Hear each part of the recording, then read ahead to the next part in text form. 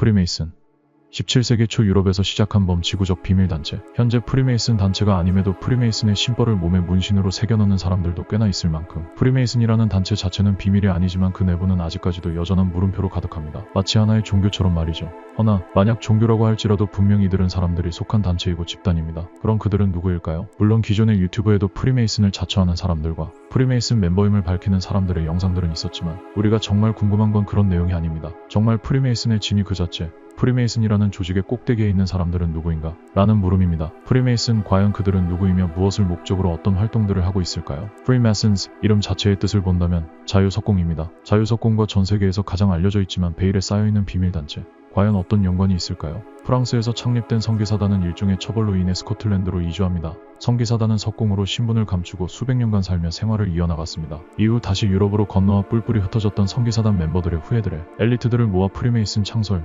이후 하나의 종교 모임으로 알려져 있습니다. 먼저 프리메이슨의 심벌의 구성을 살펴보면 왼쪽의 태양은 바알신, 오른쪽에 달은 아세라, 중간에 전시하는 사탄을 상징합니다. 전시하는 중심으로 광선이 퍼져나가며 사탄은 자신을 깨달은 지식의 전달자라고 표현합니다. 프리메이슨의 한 멤버는 전시하는 하나님을 상징하며 천국은 그에게 복종하고 마음으로 나타나고 공의로 보상받는다 라고 전시안을 설명했습니다. 이후로 전 세계에서 어떤 전쟁이나 크고 작은 사건 사고들이 일어나도 그들에 대한 입소문은 끊이지 않고 있습니다. 우리나라 애니메이션 업계에서 페미니스트들이 자신들의 심벌을 여기저기 숨겨놓은 것처럼 세계 각국의 미디어에도 프리메이슨의 심벌이 여기저기 숨어 있습니다. 참고로 이 피라미드 밑에 새겨진 뜻은 라틴어로 시대의 새로운 질서라는 뜻입니다. 제 채널 첫 영상에서 만들었던 신세계 질서를 연상되게 하는 문구이죠. 다시 심벌로 돌아가 피라미드뿐만 아닌 태양과 달이 기둥 위에 위치한 것에 이목을 집중해보겠습니다. 다음은 한메이슨 멤버가 말한 설명입니다. 기둥은 신을 의미하며 신 위에 군림하는 태양의 신, 달의 신, 사탄을 볼 수 있습니다. 또한 기둥은 남성의 생식기를 상징합니다. 그리고 각국에 흩어져 있는 오벨리스크입니다. 해당 오벨리스크 위치의 공통점은 처음엔 세계의 금융 중심부에 위치해 있었지만 이를 오마주 삼아 이제는 전 세계 어디에서도 쉽게 찾아볼 수 있는 심벌이 되었습니다.